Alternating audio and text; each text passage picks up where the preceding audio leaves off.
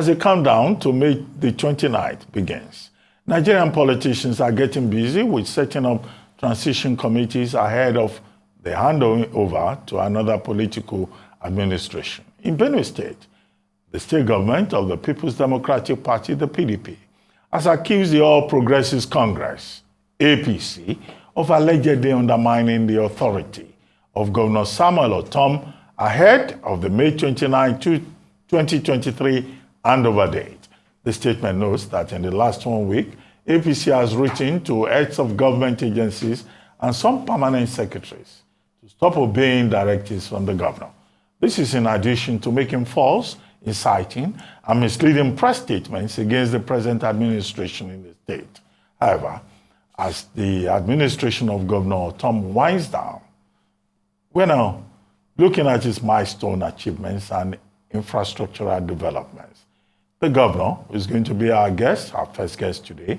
We also tell us how the G5 governors of the People's Democratic Party influenced the outcome of the 2023 election in Nigeria, especially how the G5 was effective in hampering the People's Democratic Party chances in winning the presidential election. Joining us now on this show is the executive governor, as they say, of Benue State, Samuel Ortom. Good morning, Governor Ortom. Thank you for joining us. Good morning, Dr. Abati. How is today? Happy Easter. Yes, same to you. Same to you. Thank you for joining us. Well, let's start, as they say, charity begins at home. So let's start with Benue State.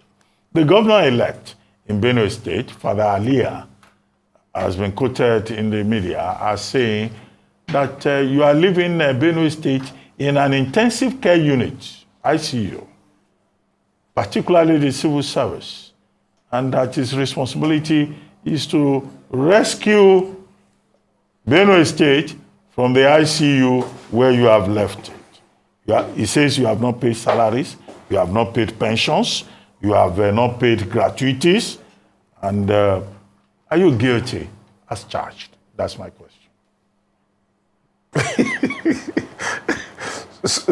So, Ruben, I'm before your court today. And no longer. Well, I just want you to respond to the allegations.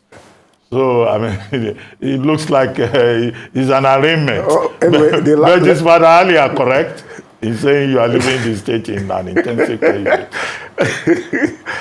The last part of your question I did not hear, but the first one I heard, living the state in intensive care unit. It is an unfortunate statement coming from Honorable Aliyah, governor-elect. Is no longer a reverend father because he was suspended from priesthood. And so I feel sad about what he said. Go back to history. Since I came in, the civil service have not been on strike. And there must be a reason for them understanding with me why they should not go on strike. Because my government has been transparent, had ensured equity and fairness in all things that we do in Benue State. Go back to history. When I took over in 2015, the total salary arrears, pensions, and gratuity was over 70 billion naira. The federal government did an intervention, and we paid. There were issues because people allege that there were diversion of funds and so on. EFCC came in, ICPC came in, and we were given a clean bill of health because no single kobo was diverted from the 28 billion that was given for the local government and for the state. Now, the remaining balance of about 42 billion, just like other states were also applying, I did apply. But politics will not permit this money to be given to me. As I talk to you, Mr. President approved, the Ministry of Finance approved, and it went to Central Bank.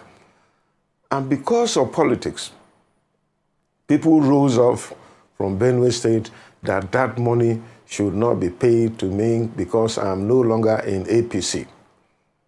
Then I had defected to People's Democratic Party. And so that has been hanging on. Everything was done. Due diligence was done. DMO had approved. The president has approved. The Minister of Finance had approved. But getting to Central Bank, our people from Benue State rose up that, look, if we pay this money to Ortom's administration, it means we will not have anything to hold on to campaign against him in 2023. This was what happened. As I talk to you, all the documents I have are there, and Central Bank was just to release this money, just like they did to any other state. Unfortunately, I found myself here. That money is still pending. And I tell you, the issue of salaries predates my own administration. Right from the days of Aperico. Aperico owed over 13 months and so on. Today we're talking about 7 months. And of course, I also inherited, whether it was military or Georgia Kume or Suswam or Adasu, they also owed salaries. The issue of salary has been a major problem in Benue State. And let me also inform you that Benue State is paying the third highest salary in Nigeria, outside Lagos and Rivers State. In the northern state, Benue State is paying the highest. You can cross-check these facts because we have done our research and the statistics are there. We have been paying. When I came in, I attempted to clear the arrears when I got a 10 billion loan from the bank. But because of various recessions that came and economic hardship, it has not been able to stabilize. But in 2018, I decided that salaries must be paid every month. The other 7 months that were outstanding, let it be arrears. For the teachers and local government, it was 10 months. So this is what has been going on. So it is politics that had led me not to clear this salary. You had other states that had similar problems. But because they are in APC, they were paid. I must commend that President Buhari was not biased. He approved, but politics will not allow this money to be remitted. And I think that is what the APC incoming government is saying, that they will clear arrears. It's because we have already laid the foundation and they want to use that, because now with APC government, they can take advantage and clear those things. The second thing is about infrastructural development. We have done so well in all sectors of the economy. We have reached out to ensure that there is flow. And we had also secured 20 billion loan from Central Bank Infrastructural Development Facility. And yet this money has been frustrated to be paid to us because we are outgoing, but we have done everything. The DMO, it is with the Central Bank, and up to today, they have refused to release this money. Just I am being witch hunted because I'm not in APC. If I were in APC government, long time ago, this thing would be cleared. We would not be talking about salaries. But that notwithstanding, on our own, due to the little savings we've been able to have, we pay pension, we pay gratuity as we have the money. The issue of pension, we sat with the pensioners and they all agreed that, look, the difficulty is there, but we must find a way because we must survive. Most of us are living on drugs, and we accepted this. So for every month, we pay part of the pension and the other ones are paid the following month. So it's not that we have not given attention to this. It is a big challenge. I'm concerned too, but this has been my own frustration.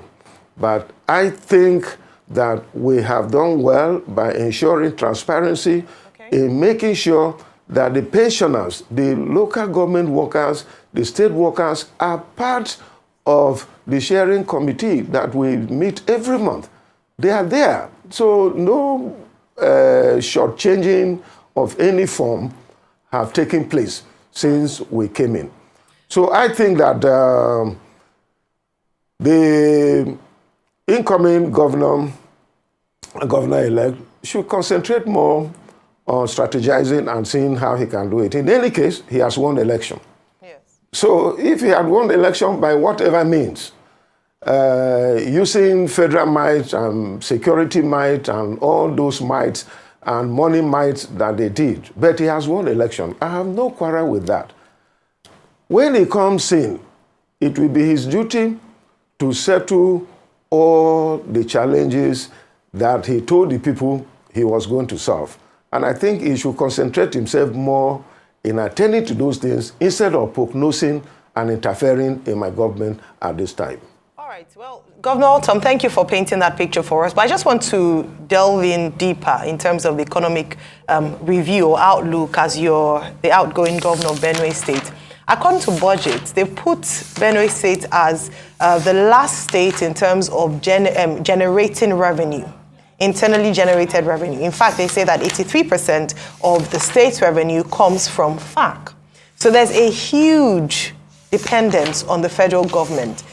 What did your administration do in terms of generating revenue? I mean, Benue State is referred to as the food basket of the nation, agriculture. Were you able to explore this in terms of revenue generation for the state? And then side by side that, as we look at economy and security, only yesterday it was reported that in Umogidi of Otokpo, local government area of Benue State, herdsmen, Otokpo area, herdsmen attacked and killed 46 people. I'd like you to comment on that since we have you here with us this morning. Thank you very much, my sister. I'll tell you the truth.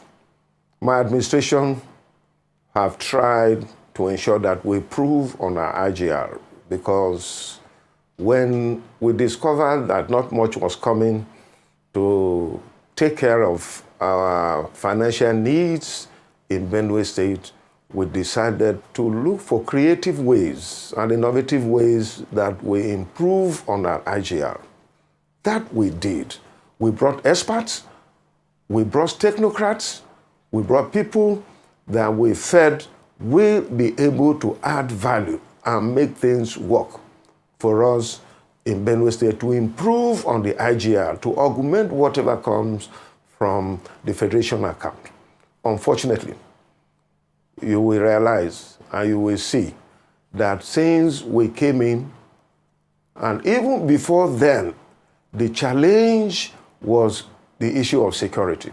As I talk to you, 18 local governments out of the 23 local governments we have in Benue State today are under siege by these terrorist Fulani herdsmen. And it becomes difficult in a situation where you have roughly 7 million people and you have over 2 million IDPs. Majority of them, in fact, if not all of them, are peasant farmers that contribute to we being called the food basket of the nation.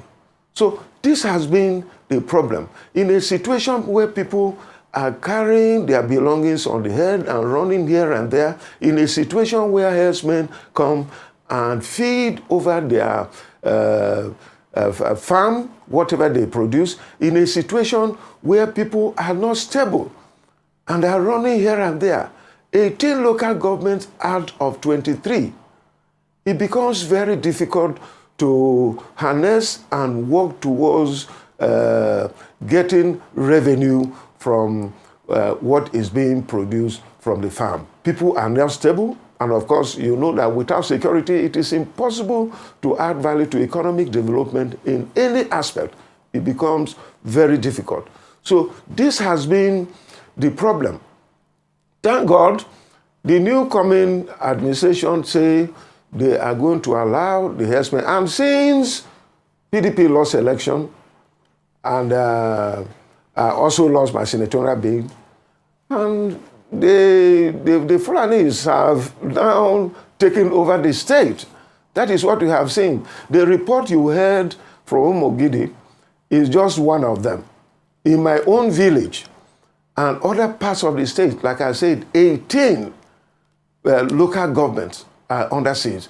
Killings have been going on every day. They feed on people's farm. They do whatever they want, and they say that they have taken over. And my administration is no longer there.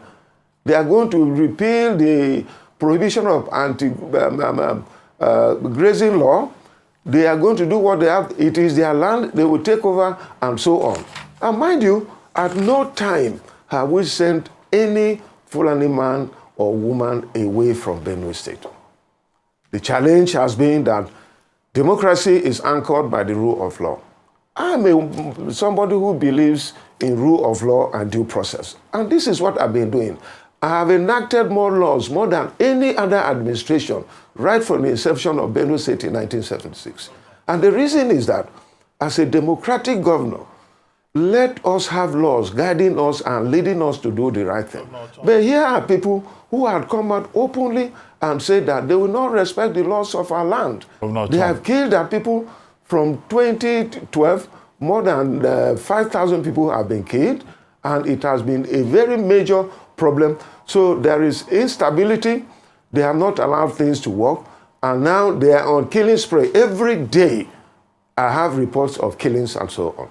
Governor Tom, it's good you referred to your loss in the attempt to represent Benue West, senatorial district in the National Assembly.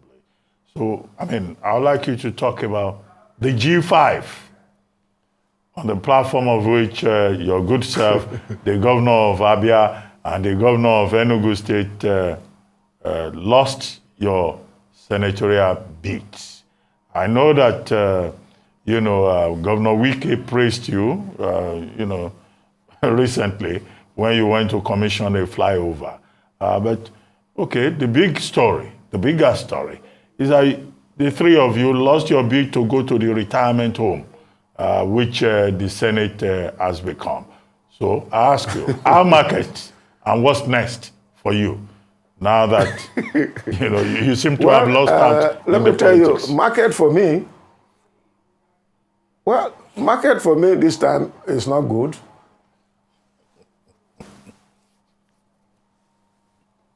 I can't hear you. I don't know why. No, please go ahead. I can hear you. Please go ahead. Okay. Well, I've said that this time around, market no good. And I'm here, May 29, when I hand over.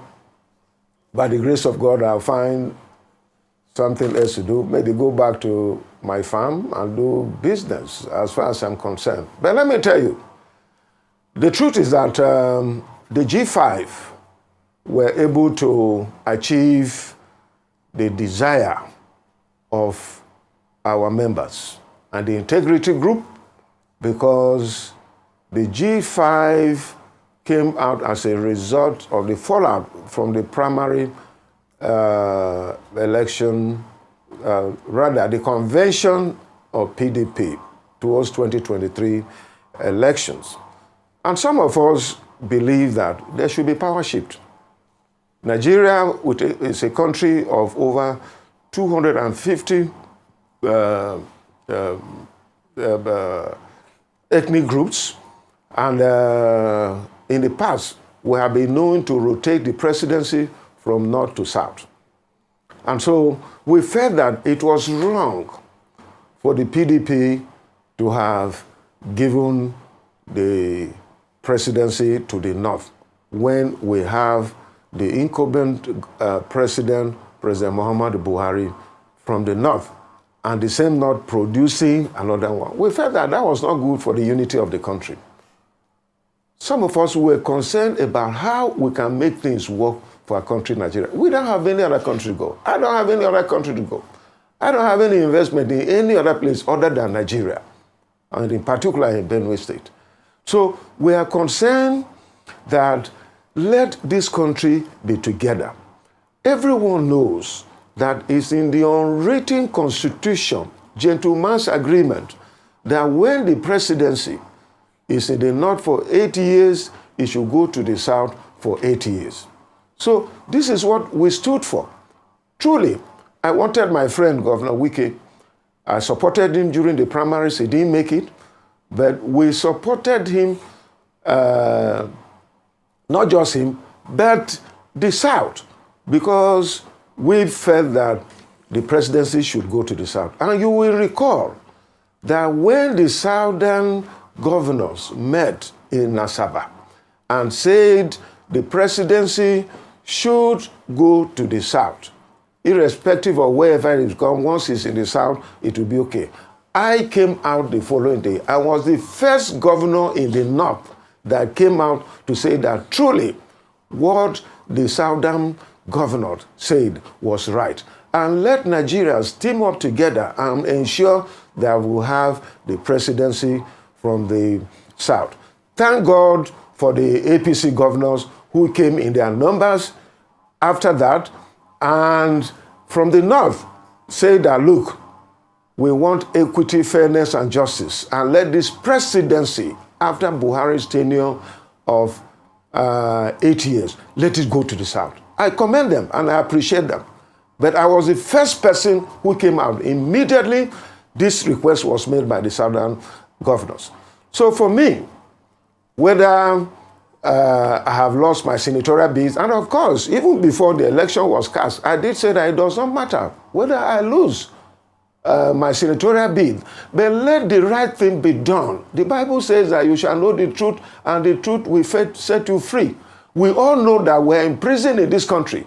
As of today, there are issues that has to be resolved, and it's anchored on the rule of law and ensuring equity, fairness, and justice in every aspect of our lives in our country, Nigeria. This is what is lacking. And we cannot just be at the fence. It doesn't matter. My losing senatorial election does not really matter to me. And that was why, in spite of glaring evidence that if I go to court, I may win or I may lose. But I chose that. Let me stay back. I withdrew the case. Initially, I filed the suit, but I had to withdraw it and say that, look, let there be peace. And especially for Benue State, the kind of trauma that my people have gone through. 2 million people in IDPs, people running here and there, attacks here and there, being killed and all that, poverty all over the place. Why should I get myself involved in stressing our people up? I decided to withdraw the case, irrespective of the evidence that I have, whether the rigging that took place, whether the federal might, whether the military, the security might, whether the non-transmission of result electronically, as was said by INEC, because you cannot shift the goalposts in the middle of the game. But all this put together, I say, look, let me have my peace. After all, the Benue people have been good to me. I have served them. Local government chairman have been there. At the party level, I have represented them in all areas, at the state, at the national level, then minister, and today governor. And by the grace of God, 2-term governor. I think for me, I am grateful to God. And the Bible says that all things work together for good to them that love God and are called according to purpose. And John 3:27 says, a man can receive nothing except is given to him from above. And throughout my experience in politics, I have always won election. People have taken me to court, up to Supreme Court. People have taken me to court, up to Supreme Court, but I have always won at the end of the day without releasing one kobo too. Governor Ortom, going forward, apart from returning to the farm, yes, it may be a good idea if you add a pastoral work to it, since you have a good knowledge of the Bible. Right. Why not? Why doing farming? I will do that now. I'm a pastor. I know the Bible very well, and I'm a born-again Christian, not just a Christian, born-again Christian. All right. So final question for you, Governor Ortom, and this is with regards to your statement around a seamless transition to the new government, new administration led by Governor-elect Hyacinth Alia. Despite what he said in terms of his assessments of your performance as governor of Benue State, how would this work? How would you extend that hand of, let me use the word fellowship, to ensure that you achieve this seamless transition you've talked about? I've already done that to Honorable Alia, the Excellency Governor-elect, and I've extended a hand of fellowship, nominated 10 people to join my transition council. The SSG is the chairman of the council, so they will work together.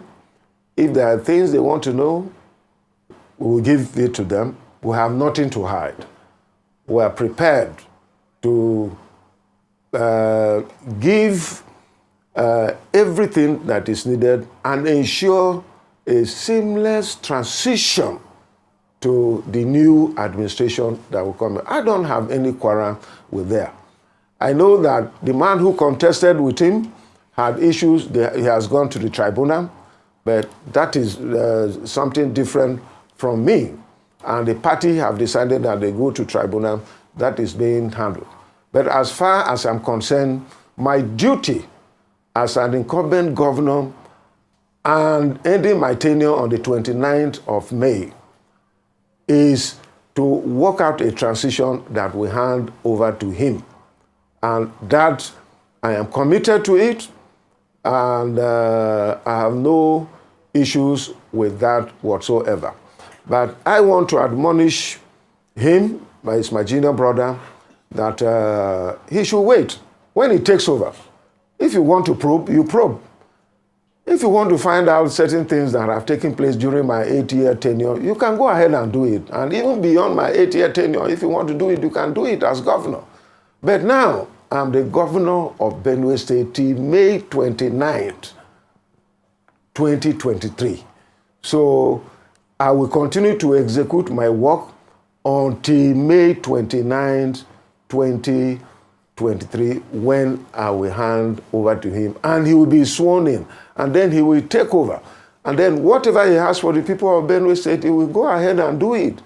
And I would advise him to concentrate on thinking of what he can do better than what I did, so that he will be appreciated, because he was voted in by Benue people, irrespective of everything that happened. Intimidation from the security men, blackmail from his party people, and also the rigging that took place. Irrespective of that, it doesn't matter, but he has been given certificate, and as far as I'm concerned, my duty is to hand over to him, and I'm willing to do that in a peaceful manner. I have chosen not to even engage in any form of violence that will further aggravate the problems of our people. That was why people may think that we were taken unaware, but all the things that the security men that were brought from Abuja did in Benue State and humiliated our voters and threatened them and intimidated them from not voting and all those things does not matter. My duty now is to prepare a handover, which I'm already doing. At my own end, I have set up a transition committee. Every MDA is preparing handover notes. I will hand over to him, and if there are any issues that will arise from there thereafter, we're ready to respond to them. Well, thank you very much, Governor Samuel Ortom, for joining us on The Morning Show.